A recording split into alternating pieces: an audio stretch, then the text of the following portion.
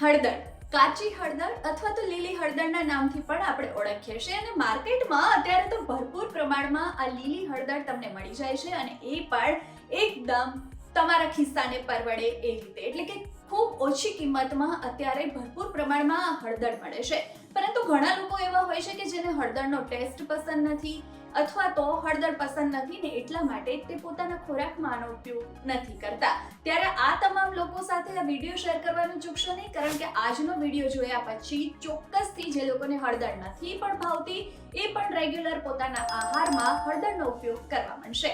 નમસ્કાર, મારું નામ છે ડાયટિશિયન સીમા અને હું સર્ટિફાઈડ ડાયટિશિયન છું. છેલ્લા ઘણા વર્ષોથી હું પ્રેક્ટિસ કરી રહી છું અને સાથે જ આ ચેનલ એટલે કે ફેટ સે ફિટ તક વિથ સીમા, આ યુટ્યુબ ચેનલ પર તે તમામ માહિતી હું શેર કરતી રહું છું કે જે મને જાણવા મળ્યું છે, રિસર્ચમાં આવ્યું છે અથવા મારા અનુભવનું નિચોડ છે.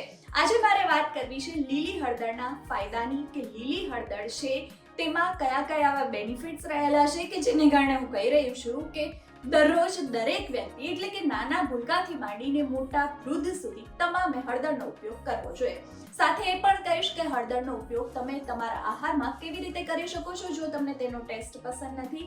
અને છેલ્લે જે લોકોને સ્કિન ઇસ્યુ ઘણા બધા છે એમના માટે એક રામબાણ ઉપાય પણ કહેવાની છું કે જો તમે એ કરશો તો તમને ચોક્કસથી તમારા સ્કિન પ્રોબ્લેમને સોલ્યુશન મળી જશે. એટલે વિડીયોને છેલ્લે સુધી જોવાનું ચૂકશો નહીં. અને જો તમે ફેટ સે ફિટ તક વિથ સીમા યુટ્યુબ ચેનલ પર વિડીયો જોઈ રહ્યા છો, તમને સારા લાગી રહ્યા છે તો લાઈક, શેર, સબસ્ક્રાઇબ કરવાનું ચૂકશો નહીં. મિત્રો અને ફેમિલી સર્કલમાં પણ આ વિડીયોને શેર કરજો જેથી કરીને વધુમાં વધુ લોકો સુધી આ માહિતી પહોંચી જાય. ચલો હવે સમય બગાડ્યા વગર આપણે હળદરના ફાયદા પર આવીએ. સૌથી પહેલા તો હળદર છે એની અંદર એવું તત્વ રહેલું છે કે જેને કારણે જે ડાયાબિટીસના દર્દીઓ છે તે આનો ઉપયોગ કરશે તો તેમનું સુગર લેવલ કંટ્રોલમાં આવી જશે. જી હા, હળદરનો ઉપયોગ કરવાથી બ્લડ સુગર લેવલ કંટ્રોલમાં રહેશે. એટલે ડાયાબિટીસના દર્દીઓએ તો દરરોજ વાપરવાનું આજથી જ શરૂ કરી દેવું જોઈએ. બીજા નંબરમાં વાત કરીએ તો હળદરની અંદર એન્ટી ઇન્ફ્લામેટરી તત્વ રહેલું છે.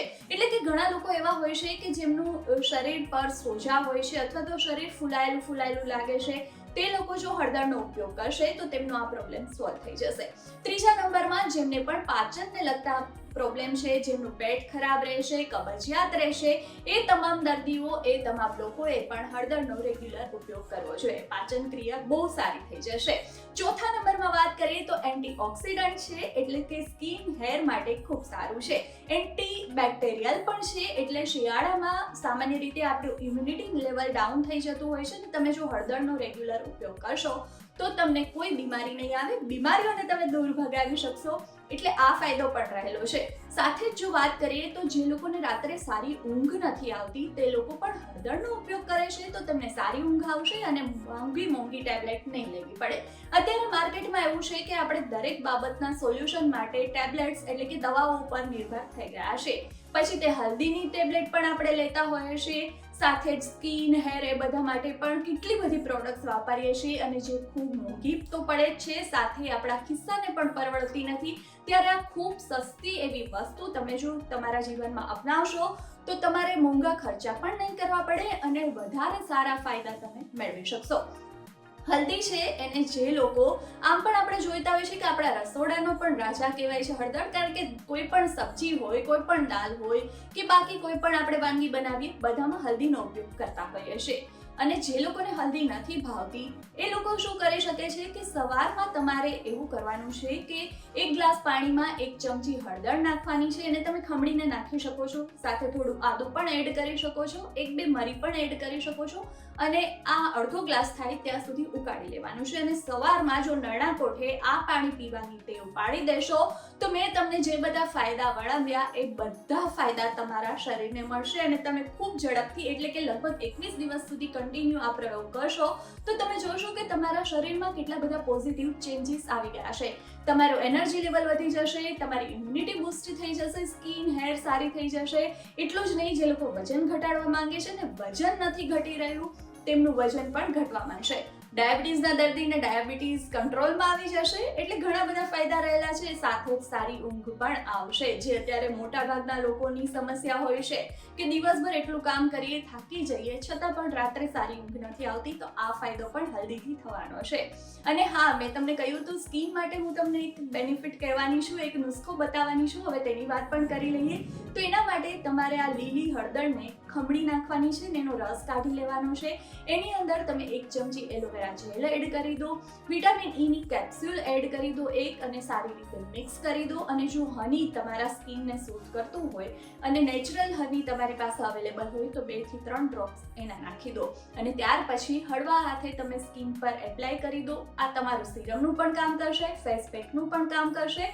અને સાથે જ જે અત્યારે શિયાળામાં સ્કિન બરછટ થઈ જતી હોય છે, ડ્રાય થઈ જતી હોય છે, તે પણ નહીં થવા દે. તમારે 5 મિનિટ હળવા હાથે મસાજ કરવાનું છે, પછી 15 મિનિટ રાખી દેવાનું છે. ત્યાર પછી હૂંફાળા પાણીથી મોઢું ધોઈ લેવાનું છે, ચહેરો સાફ કરી લેવાનો છે. અને તમે જો કન્ટિન્યુ 1 વીક સુધી આ કરશો તો તમારા સ્કિન ઉપર તમે પોઝિટિવ ચેન્જીસ જોઈ શકશો.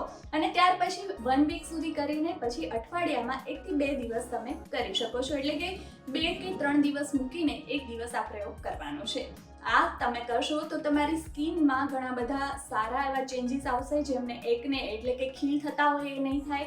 એકદમ કાળી પડી ગયેલી સ્કિન પણ સારી થઈ જશે. સ્કિનનો ટોન અપ થઈ જશે, એટલે કે તમે ગોરા થઈ જશો. અને સાથે જ અત્યારે જે સ્કિન બરછટ થઈ જાય છે એ પણ નહીં થાય, અને એ પણ કેટલા ઓછા પૈસામાં. ચલો, તો તમે કોમેન્ટમાં મને કહેવાનું ભૂલતા નહીં કે તમે હલ્દીના કયા કયા પ્રયોગ સ્ટાર્ટ કર્યા અને તેનાથી તમને કેટલો ફાયદો થયો. ફરી મળીશ આવી જ કોઈ માહિતીસભર વિડીયો સાથે. અત્યારે રજા લઉં છું. નમસ્કાર.